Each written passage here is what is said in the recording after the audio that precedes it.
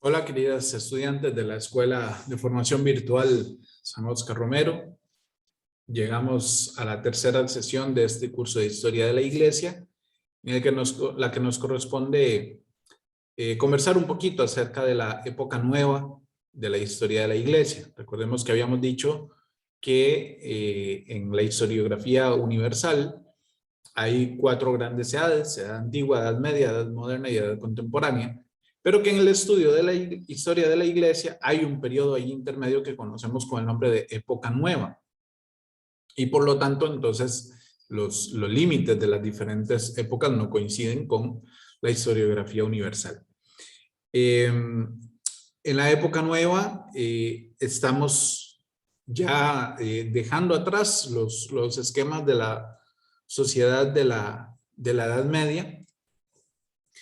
Y por lo tanto, entonces, todo aquello que habíamos visto como características de la Edad Media, específicamente aquello que se refiere a la preponderancia de la Iglesia en la vida de la sociedad, de cómo incluso el poder secular está de alguna manera sometido a la autoridad eclesiástica. ¿Se acuerdan que en la Edad Media se había llegado a un punto de tal autoridad de los papas, que incluso los reyes se sometían a los papas? ¿Se acuerdan que habíamos compartido una diapositiva con figuras de 3 papas?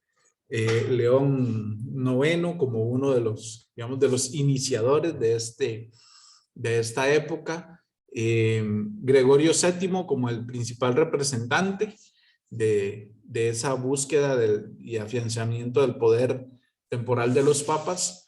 Y Gregorio VII como el principal representante en el sentido de que más trabaja y logra quizá más en este sentido, ¿verdad? De afianzar ese poder temporal de los papas.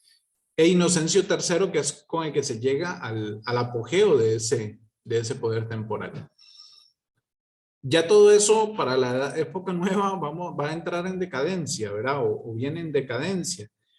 Ya esa influencia y ese poder temporal de los papas, ese afianzamiento del poder de la autoridad pontificia sobre las autoridades seculares va quedando atrás. Entonces hay una crisis de la unidad cristiana de la sociedad, una crisis del papado, un laicismo creciente. Entendamos aquí laicismo no en el sentido en que lo entendemos hoy, ¿verdad? De un desprecio a la fe, o de un odio a la fe, o de una exclusión de la fe y de la iglesia, sino más bien entendamos laicismo en la época nueva como una independencia en la conducción de los estados con respecto a la iglesia.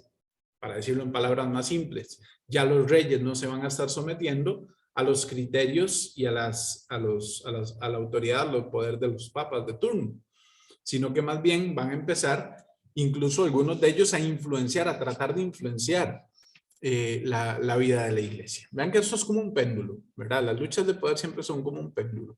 Si en la época del Imperio Carolingio la iglesia se convirtió en una iglesia imperial que estaba regida por el poder de los estados, y en el transcurso de la Edad Media, con la Reforma Gregoriana, va a llegarse a la plena potestad de los papas, incluso por encima de los reyes y emperadores. En la Edad Nueva va a venir otra vez para el otro lado del péndulo, ¿verdad? Tratando de que los reyes no estén sometidos a la autoridad de los papas, sino que más bien algunos reyes van a querer influenciar la elección de los papas y las decisiones de ellos en algunos temas. Siempre en estas épocas y a lo largo de toda la historia de la humanidad, las luchas de poder han estado presentes, ¿verdad? En toda organización humana, no solo en la vida de la iglesia, sino en toda organización humana. Y bueno, la iglesia no escapa a ello. Vamos a ver a partir de finales del siglo XIII, inicios del siglo XIV, entonces, esta decadencia. Habíamos dicho en la definición de los periodos que vimos en la primera sesión, que la época nueva inicia en el año 1294 con la elección del Papa Celestino V. Algunos historiadores como por ejemplo Yorca y Villoslada, marcan el inicio de esta época más bien unos años después, 9 años después, en el 1303, con la muerte de Bonifacio VIII. Recuerden que la definición de los periodos de estudio de la historia no están escritos en piedra, ¿verdad? No son únicos, no son exactos, sino que son aproximativos, ¿verdad? Entonces no se extrañen de que el documento que se les puso en la plataforma sobre generalidades de la época nueva esté diferente, digamos, la definición de fechas, ¿verdad? Con respecto a lo que vimos en la primera sesión. No hay ningún problema con eso. ¿Qué es lo que pasa a partir de la elección del Papa Celestino V, que estuvo unos meses nada más y renunció porque se dio cuenta que lo habían elegido para que fuera el títere del rey de Nápoles? Lo que decíamos ahora de que más bien habrá reyes que van a intentar influenciar sobre los papas, sus decisiones y sus elecciones. Celestino V renuncia al papado unos meses después de su elección, como unos 3 meses estuvo nada más de papa, y en su lugar va a entrar Bonifacio VIII, que va a intentar recuperar el poder que había ido entrando en decadencia. Entonces, Bonifacio VIII va a querer volver al tiempo aquel de la plena potestad de los papas y del sometimiento de los reyes a la autoridad de los papas, pero no lo va a lograr. Y entonces Bonifacio VIII muere en 1303 y por eso es que se marca para algunos estudiosos ahí el cambio de época, porque a partir de ahí va a venir una serie de papas franceses que van a estar mucho más influenciados, sobre todo por los proyectos, las inquietudes, las aspiraciones de los reyes de Francia. E incluso los papas se van a ir a vivir a Francia. Curiosamente, el obispo de Roma, los papas seguirán siendo obispos de Roma, pero van a trasladarse a vivir a Francia. Esto es lo que se conoce como el periodo aviñonense.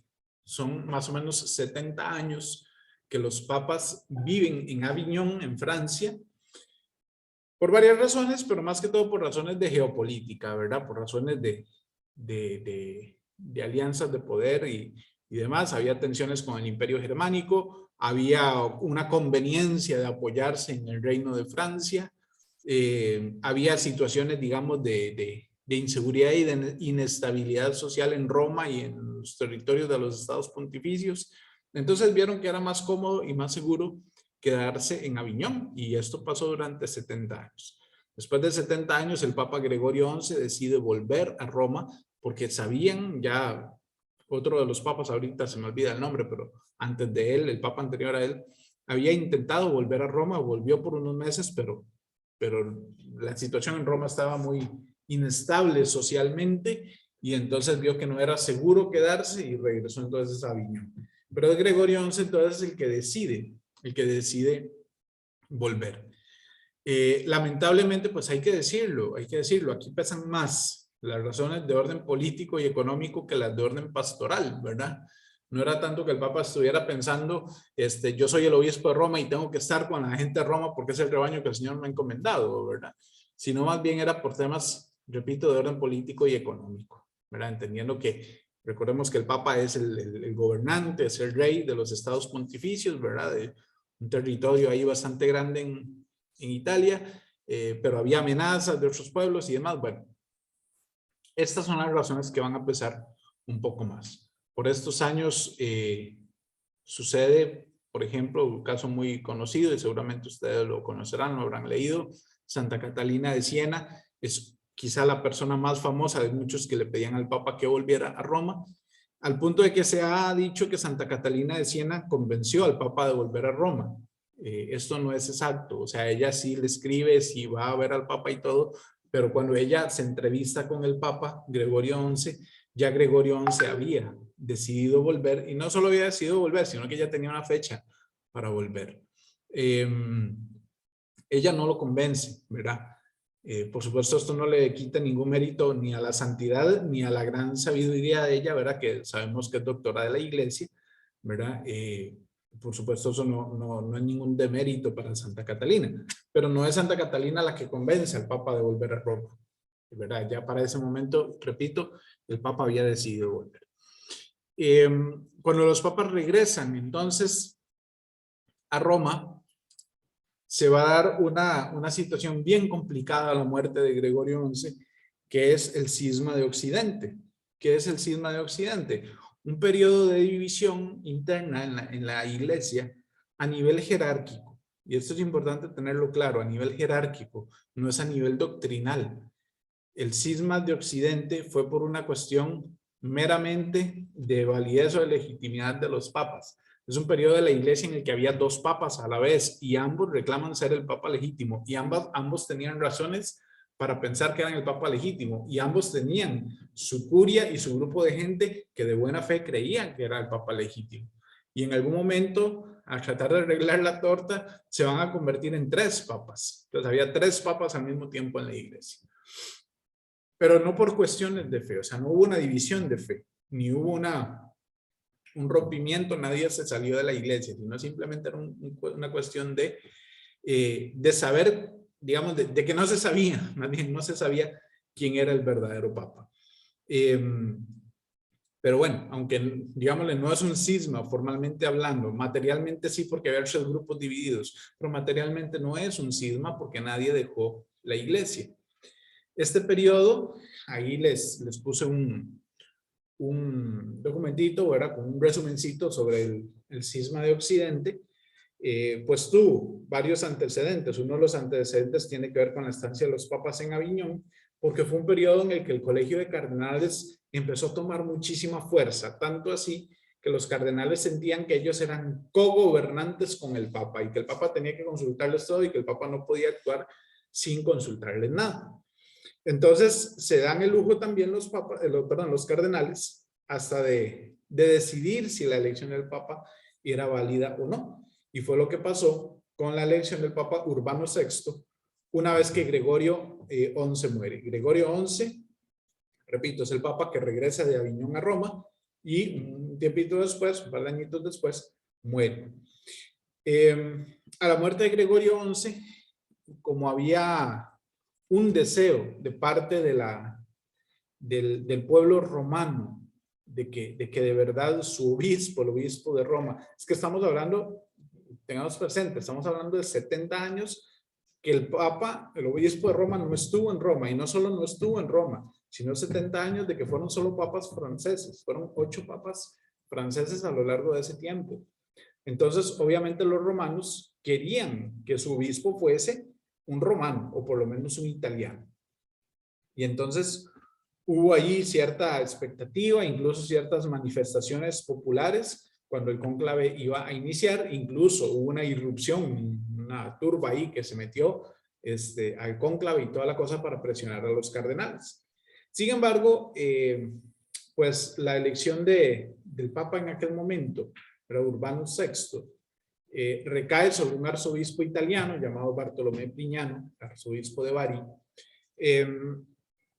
Los cardenales lo eligen no tanto por la presión externa, sino por razones de que veían que era como el mejor candidato de consenso entre grupos ahí opuestos que había entre los cardenales, que estaban en pugna, que estaban ahí en conflicto. Entonces vieron que este era un candidato bueno, digamos, para lograr consensos a nivel de colegio de cardenales. Y bueno, y cumplía con el hecho de que fuera italiano. Entonces, los cardenales no lo eligen tanto movidos por la presión externa, sino por razones que ellos consideraron que eran de conveniencia. El problema es que este papa, a los 3 meses, empieza a tomar decisiones que a los cardenales no les gustó. Y no les gustó porque afectaban sus intereses. Específicamente,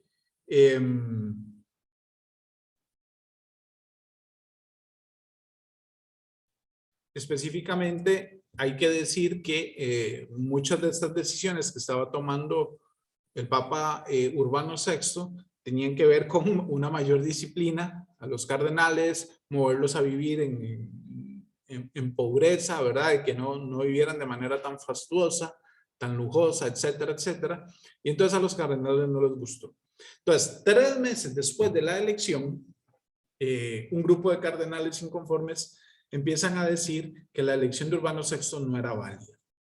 Y no era válida porque dijeron que habían actuado por presión. ya tenemos claro que sí hubo intentos de presión, pero que ellos no actuaron movidos por esa presión. Sin embargo, 3 meses después es cuando ellos dicen, nos presionaron. Entonces no fuimos libres al elegir. Y si nosotros elegimos, nosotros podemos deponer. Entonces deciden que la elección de Urbano VI no es válida. Se reúne un grupito de cardenales y eligen otro papa. Este otro papa se llama Clemente VII. Era el cardenal Roberto de Ginebra. Toma el nombre de Clemente VII y entonces ahora tenemos 2 papas en la iglesia, 2 hombres que reclaman ser legítimo sucesor de San Pedro. Y cada uno tiene razones para decirlo. Y así es como empieza entonces el cisma de Occidente. Unos añitos después, digamos, con la mejor intención de arreglar la torta, un grupo de cardenales bueno, perdón, se me olvidaba una cosa. Este nuevo papa, Clemente VII, como no podía estar en Roma porque ya había un papa ahí, entonces se establece en Aviñón. Entonces tenemos un papa en Roma y un papa en Aviñón. Unos años después, en el año 1409, un grupo de cardenales del Papa de Roma y un grupo de cardenales del Papa de Aviñón dicen, no, arreglemos esto porque ya son muchos años. Incluso ya habían elegido sucesor, ya habían muerto sus primeros papas, Urbano VI y Clemente VII, y ahora había otros papas en cada línea, ¿verdad? En cada línea había una sucesión. Y entonces, unos añitos después, dicen, no, arreglemos esto, hagamos un nuevo cónclave, estos 2 ya no cuentan, hagamos uno nuevo. Y eligen un nuevo papa.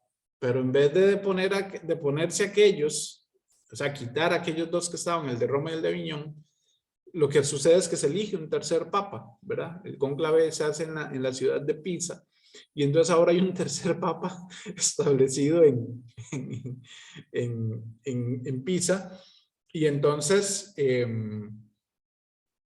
establecido en Pisa, y entonces ahora la confusión es más grande. Fue más caro el remedio que la enfermedad. Fue peor el remedio que la enfermedad, como decimos popularmente. Ahí en el documento sobre el cisma de Occidente, yo les puse como en un esquemita, ¿verdad? A partir de la muerte de Gregorio XI, la línea de sucesión de los papas de Roma, de los papas de Aviñón y de los papas de Pisa. Hasta que al final, después de varios años, 30 y pico de años que duró el cisma, 39 años, se logra convocar un concilio, se logra encontrar una vía. Hubo muchos intentos de buscar una solución, pero no se lograba, sobre todo por cuestiones canónicas, no se lograba encontrar. Al final se encuentra una vía de compromiso y es, bueno, convoquemos un concilio, este concilio depone a los papas y entonces elegimos un nuevo papa. Y así se hace. Primero, el concilio lo que hace es pedirle a los 3 papas que renuncien. Uno de ellos, el Papa de Roma, Gregorio XII, renuncia. El Papa de Pisa, Juan XXIII, no renuncia, sino que huye. Entonces el concilio lo declara depuesto. Y el más complicado fue el Papa de Aviñón, Benedicto XIII, que no solo decide no renunciar, sino que se afianza en su posición. Él dice, no tengo por qué renunciar porque yo soy el Papa legítimo. Y entonces, después de mucha tensión, pues el concilio lo logra deponer y se elige un nuevo papa, ahora sí el único para toda la iglesia, Martín V. Allí en el documento yo les puse algunas consecuencias de esto. Hubo división entre los pueblos, entendiéndose, digamos, los reinos, ¿verdad? Que se alineaban con una obediencia y con otra, o sea, con un papa o con otro. División de las conciencias, ¿verdad? Las personas de iglesia como tal. Los obispos, digamos, no sabían a cuál papa obedecer, trataban de alinearse con el que ellos en conciencia creían que tenían que obedecer. Las congregaciones religiosas, incluso división no solo en el sentido que unas congregaciones obedecían a un papa y otras a otra, sino que a veces dentro de una misma congregación había diferentes obediencias, ¿verdad? Por ejemplo, por decir algo, la orden de predicadores dominicos, los padres dominicos, ¿verdad? Una parte de la congregación estaba con el Papa de Roma, otra parte con el Papa de Aviñón. Incluso los santos, ¿verdad? Entre los santos, hay santos que obedecieron a un papa y santos que obedecieron al otro papa. Yo soy originario de la parroquia de Moravia. La parroquia de Moravia está dedicada a San Vicente Ferrer. Vicente Ferrer es un sacerdote dominico, originario de Valencia, España, y es de esta época. San Vicente Ferrer fue amigo personal del Papa Benedicto XIII de Aviñón y creía firmemente en la legitimidad de Benedicto XIII. Cuando el Concilio de Constanza, en el cual Vicente Ferrer se presenta, el Concilio de Constanza pide la renuncia a los 3 papas y el Papa Benedicto XIII dice, no voy a renunciar. Vicente Ferrer ayuda a la solución porque él dice, bueno, si el Papa mismo no quiere contribuir a la unidad de la iglesia, entonces tenemos la posibilidad o podemos perfectamente negarle la obediencia, retirarle la obediencia. De esta manera, San Vicente Ferrer, aún siendo amigo personal y director espiritual que era del Papa Benedicto XIII, aconseja retirarle la obediencia y dejarlo solo para que en aras de la unidad de la iglesia se pudiera elegir un solo papa para toda la iglesia. Y pues esto se logra entonces con la elección de Martín V en el año 1417.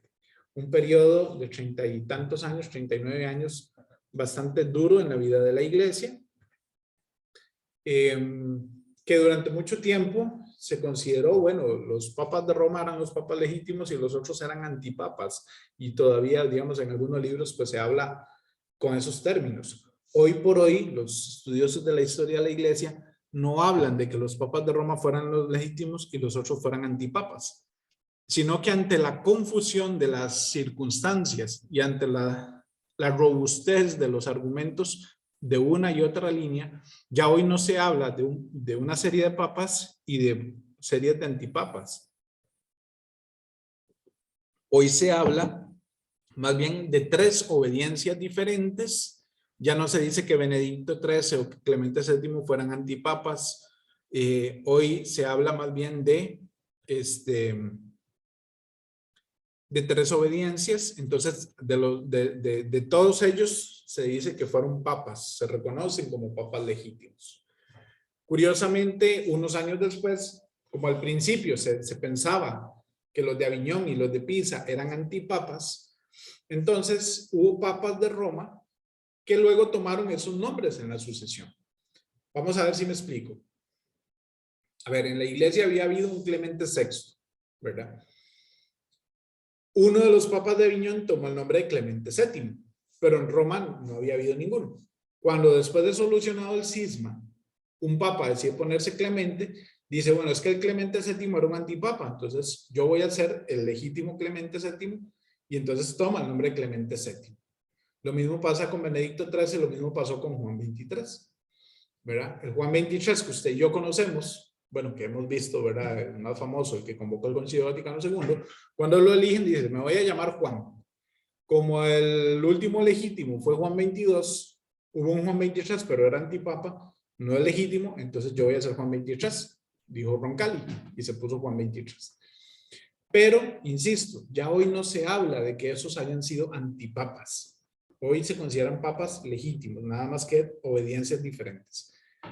Entonces, hoy por hoy podemos hablar de que en la línea de sucesores de San Pedro hay 2 papas de nombre Juan XXIII, hay 2 papas de nombre Clemente VII y hay 2 papas de nombre Benedicto XIII. Y todos ellos se consideran legítimos. Por supuesto que en la vida de la iglesia ha habido antipapas también. Pero en este caso del cisma de Occidente, esos que en un tiempo se consideraron antipapas, hoy ya no se consideran como tales, sino que se consideran verdaderamente papas legítimos, nada más que en obediencias paralelas. Un capítulo un poquito confuso en la vida de la iglesia, pero bueno, es parte de nuestra historia, ¿verdad? Que habrá tenido también como consecuencia, digámosle, acelerar ese debilitamiento de la autoridad papal, porque imagínense a los ojos de la sociedad, incluso a los ojos de los mismos fieles, si ni los mismos papas podían ponerse de acuerdo, ¿verdad? Eso menoscaba, por supuesto, la autoridad de los papas. Y la va a menoscabar sobre todo con el desarrollo de lo que después, unos años más tarde, se va a llamar el conciliarismo. Y es la tesis equivocada, por cierto, es un error, pero bueno, es la tesis de pensar que el concilio tiene más autoridad que el Papa. Habría que decir, tal vez ustedes podrían estar diciendo, bueno, pero padre, usted acaba de decir que fue un concilio el que quitó a esos 3 papas para elegir uno y así sanar el cisma. Bueno, efectivamente, así pasó, pero quedó claro en el concilio que de ordinario un concilio no puede actuar, eso quedó claro en el concilio de Constanza, de ordinario un concilio no puede actuar sin el Papa.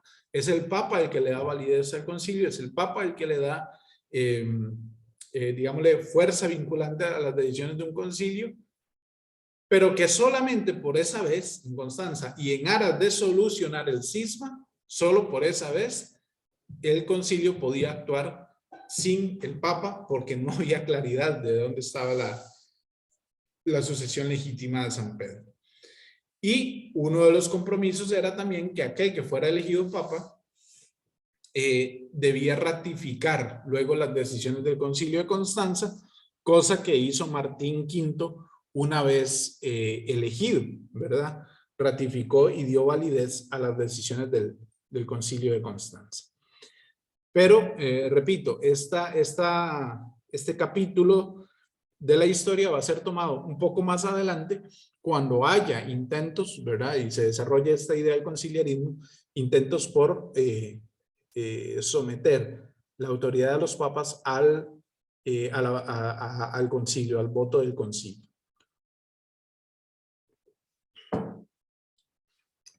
Un poco más adelante, estamos hablando ya de los del siglo XV, siglo XVI.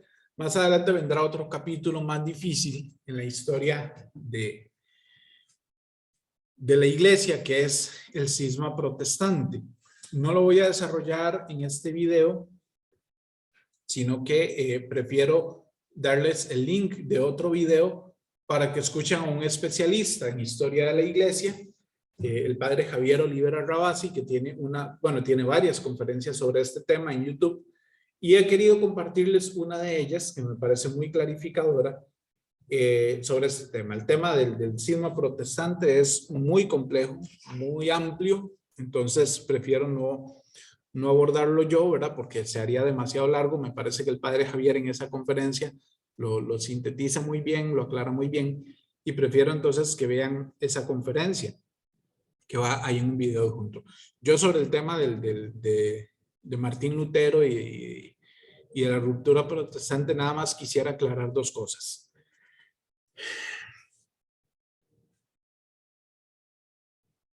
Cuando hablamos de Lutero y del surgimiento del protestantismo, se usa usualmente el término reforma protestante. Así lo dicen los libros de historia. Sin embargo, tengamos claro que eso no fue una reforma.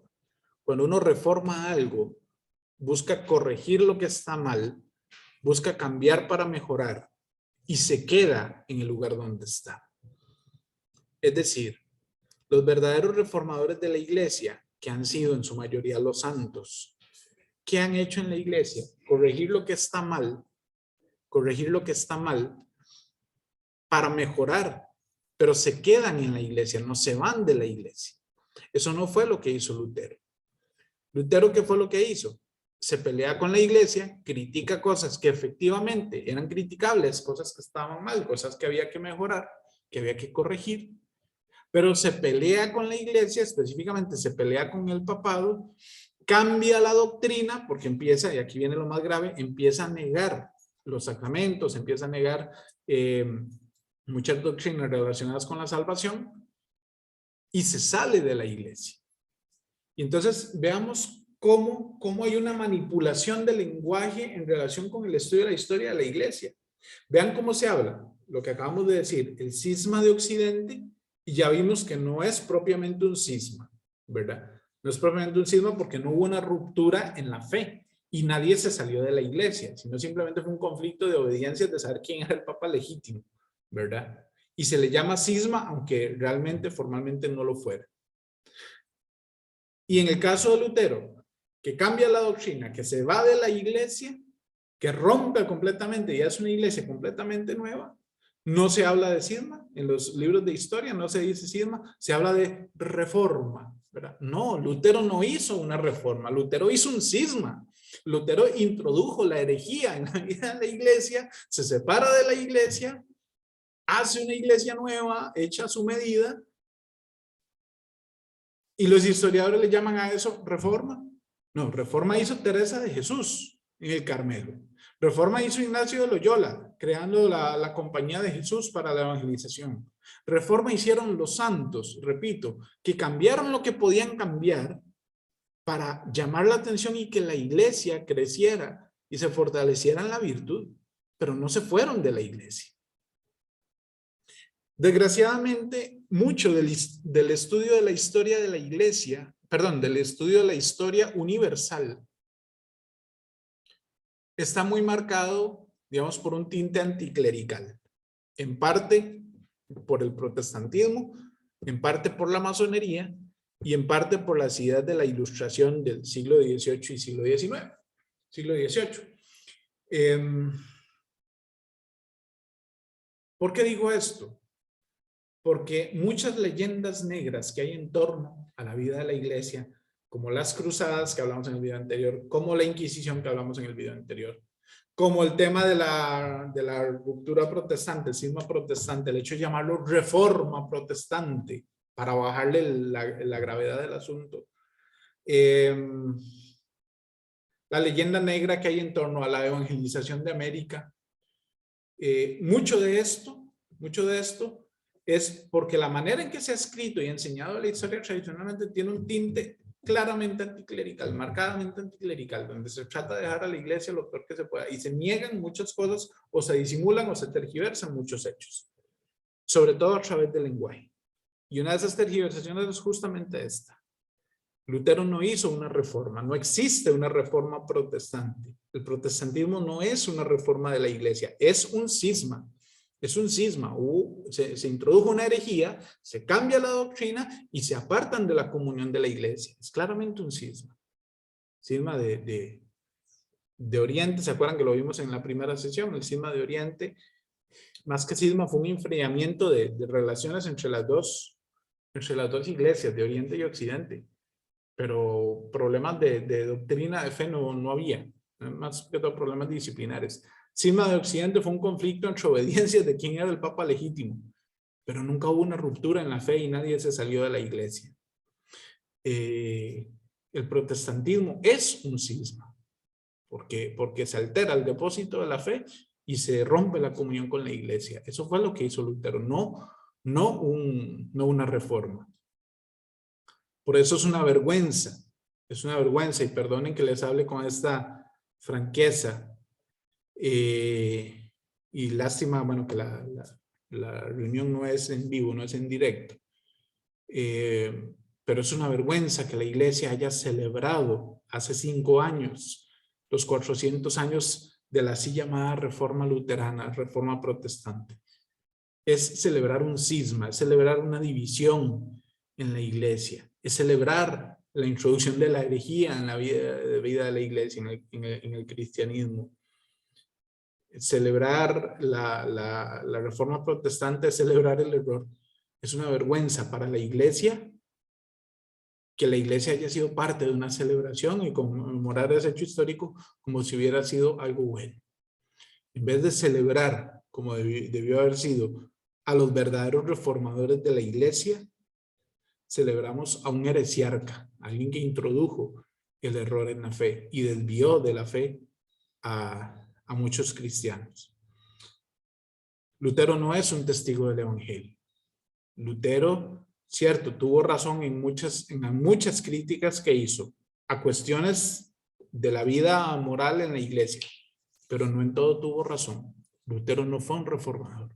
Lutero introdujo la herejía y provocó una división en la iglesia. No puede ser considerado un testigo del evangelio. Hay que tener mucho cuidado con eso.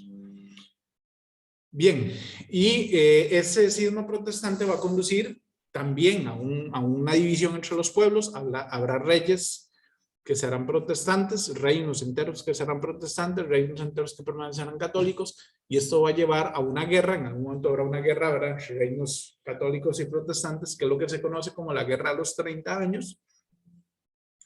La Guerra de los 30 años termina en el año 1648 con el Tratado de Paz conocido como la Paz de Westfalia, que es lo que marca el final de la época nueva. Y podríamos decir, ¿por qué marca el final de la época nueva? Porque ahí hay un pasito más en la, digamos, en todo ese proceso de secularización que estábamos diciendo al inicio, ¿verdad? Y es que se llegan a tratados de paz entre reinos católicos y reinos protestantes y repartición de territorios y demás, sin tomar en cuenta al Papa. Y el Papa del momento reclamará y dirá, esto no debería ser así, no me tomaron en cuenta, no estoy de acuerdo con este tratado, con ciertas cláusulas del tratado y demás, y los demás reyes simplemente lo van a ignorar.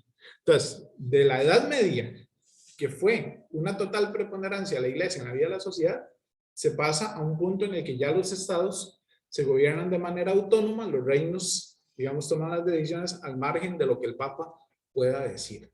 La Edad Nueva es un tiempo donde va creciendo esa secularización y esa, digamos, independencia del poder temporal con respecto al poder del papado. Es un tiempo, digamos, de una progresiva decadencia del papado. Y hay que hablar de así, ¿verdad?, del papado como institución en su dimensión política y económica, ¿verdad?, no de la fe católica como tal en el pueblo de Dios, ¿verdad? La gente pues sigue teniendo fe y todo. Estamos hablando de la decadencia del papado como institución, ¿verdad?, y en sus alcances políticos y económicos. Digamos que así, grosso modo, es lo que podemos decir de la época nueva. Ahí les mandé el articulito de generalidades, el resumencito, y les mandé el resumencito sobre el cisma.